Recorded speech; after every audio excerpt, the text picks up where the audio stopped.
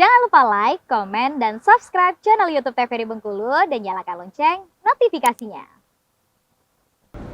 Assalamualaikum warahmatullahi wabarakatuh. Halo pemirsa, bagaimana nih kabarnya hari ini? Semoga selalu dalam keadaan sehat walafiat dan tetap bersemangat. Hari ini jumpa lagi bersama saya Utara Fadini dalam acara Opini Obrolan Pagi ini.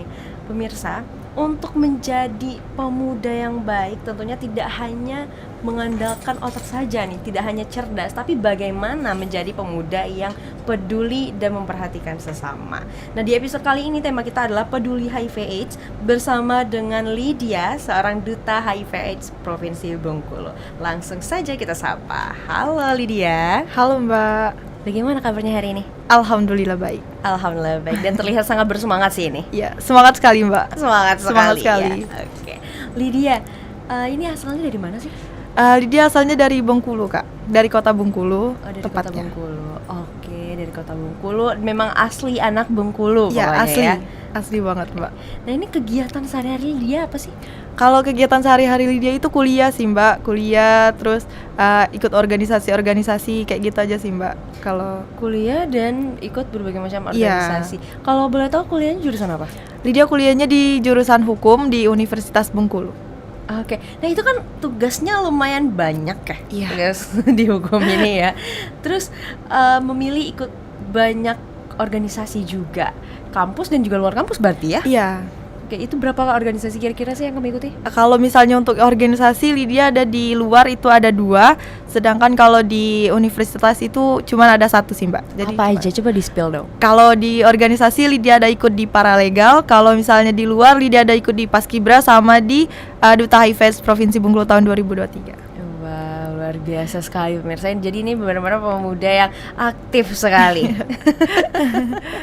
Itu kamu nggak bingung ya kalau untuk bagi waktunya? Kalau bagi waktu sih kadang bingung ya Mbak. Iya, Ya, kayak makanya. tugas banyak juga di organisasi juga banget. Tapi alhamdulillah selama ngejalanin itu diberi kemudahan juga sih Mbak. Kayak waktunya dibagi juga pas gitu. Nggak kecapean juga, nggak terlalu sibuk juga kayak gitu sih Mbak. Gitu. Gimana cara kamu untuk membagi waktunya? Kalau untuk membagi waktu pastinya misalnya kayak tugas Lydia tuh kalau tugas Lydia kejar di malam hari. Jadi di siang hari tuh Lydia memang fokus ke kuliah, ke organisasi yang kayak gitu. Oke. Itu waktu istirahatnya kapan jadinya? Malam udah buat tugas. Iya. Ya terus istirahatnya kapan? Istirahatnya sesempatnya aja sih Mbak. Kadang tuh juga di hari Minggu kadang nggak ada istirahatnya karena kadang kita pergi kan sama Iya. teman-teman atau sama keluarga atau juga ada kegiatan di luar kampus juga yang organisasi di luar kampus kan kadang di hari Minggu ada kegiatan juga. Ya istirahatnya sesempatnya aja. Sempatnya aja ya. Iya, Tapi betul sekali. nggak pernah sampai drop gitu kan? Enggak sih Mbak, alhamdulillah Oke, enggak. alhamdulillah ya. Bisa tetap aktif dan Ah. sehat selalu itu adalah anugerah yang luar biasa sih. Iya, betul sekali. Benar ya. Oke, tapi tanggapan dari orang tua kan biasanya suka Iya. rewel tuh kalau anaknya udah mulai sering banget keluar rumah itu betul. kan. Itu gimana tanggapannya? Kalau tanggapan orang tua ada sih dia tuh marah kayak kamu nih kenapa keluar terus nggak pernah di rumah ya. Dia sebagai orang yang nggak bisa juga diam, Iya. jadi ngejelasin juga sama orang tua kalau misalnya kegiatan ini, jadi orang tua juga ngerti. Terus kalau misalnya sama orang tua tuh Lydia selalu kabarin gitu Mbak lewat WhatsApp kan, Lydia foto kayak dia di sini Bu, Lydia di sini Bapak gitu. Jadi mereka juga percaya sih Mbak dan nggak ngekang juga kayak nggak boleh ikut ini, nggak boleh nggak sih gitu. Jadi mereka memang ngebebasin Lydia untuk nge-explore apa yang Lydia Apa mau. yang dia mau Iya gitu, gitu. ya. Jadi benar-benar udah enak ya jalaninnya ya kalau kayak gitu ya. Jadi enak udah banget. sama-sama ngerti dan juga disupport. Betul Gitu yang sekali. paling di-support penting itu sekali. adalah support dari orang tua memang. Betul. Nah Lydia, kalau kita bicara tentang duta HIV/AIDS, itu kan banyak sekali sebenarnya kan pemilihan duta-duta, Iya. banyak ajang pageant lainnya. Kenapa kamu memilih untuk mengikuti ajang duta HIV/AIDS? Kenapa Lydia pilih? Karena yang pertama, Lydia terinspirasi dari teman-teman Lydia yang ada di Duta HIV/AIDS. Oke. Mereka ikut itu, terus Lydia yang kayak aku mau nih ikut ini gitu. Nah, aku penasaran gimana prosesnya, gimana pencapaiannya gitu kan. Terus juga Duta HIV/AIDS kan di diri Lydia kan baru pertama kali ikut kan. Jadi memang ya udah ini aja dulu gitu. Nah kan nanti yang tingkat lebih tingginya nanti jadi Duta HIV tuh dimulai dari Duta HIV saja dulu gitu sih Mbak. Oke, jadi semacam lompatan awal. Iya, lompatan awal mau menuju ke yang lebih tingkatnya yang lebih tinggi lagi. Kemana tuh rencananya tuh? Rencana sih Bujanggadis sih, Mbak. Oh, rencananya nanti Iya. akan di Bujanggadis. Bujanggadis terus mau ke Putra Putri Kebudayaan, insya Allah. Insya Allah Iya. semoga terlaksana semuanya ya dan bisa Amin. berjalan dengan lancar. Nah, kalau di Duta HIV/AIDS ini sebenarnya itu apa sih? Boleh dikasih pemahaman dulu nggak nih ke aku dan juga pemirsa nih? Sebenarnya Duta HIV/AIDS tuh ini loh gitu, tujuannya ini loh gitu.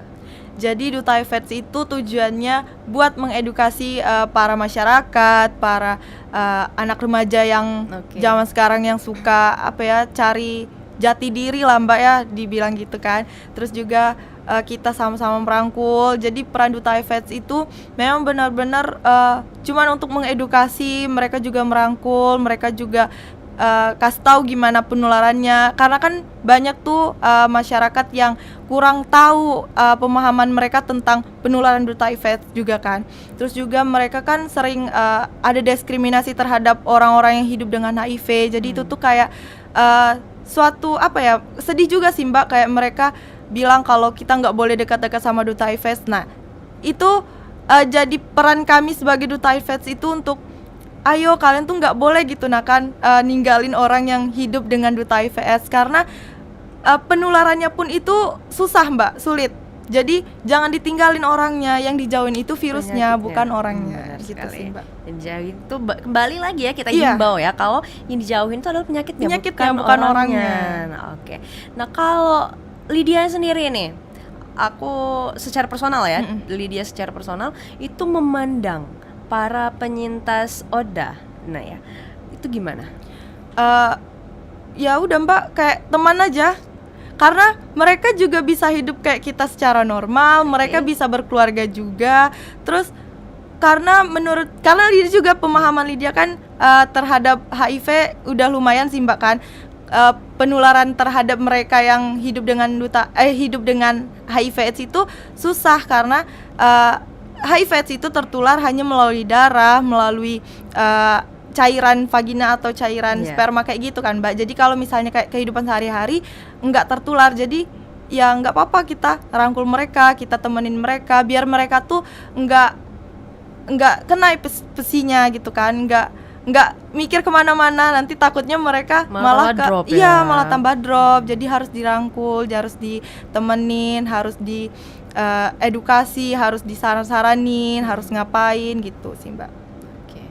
Benar sih apa yang kamu bilang, cuma di masyarakat sayangnya sudah banyak sebenarnya yang aware, tapi ada beberapa kelompok yang masih belum gitu ya, yang bisa dikatakan agak susah juga diberi pemahamannya, terutama di golongan dewasa. Iya, betul sekali. Oke, berarti itu masih menjadi PR kalian juga? Iya, itu masih menjadi PR kami juga. Jadi kami mau terus gencar nih untuk ngasih edukasi kalau pencegahannya tuh gini loh gitu. Nah, jadi kalian tuh nggak usah takut, jangan ditinggalin gitu. Nah, jadi kan kasihan juga sama orang-orang yang hidup dengan HIV ini kan Mbak. Oke.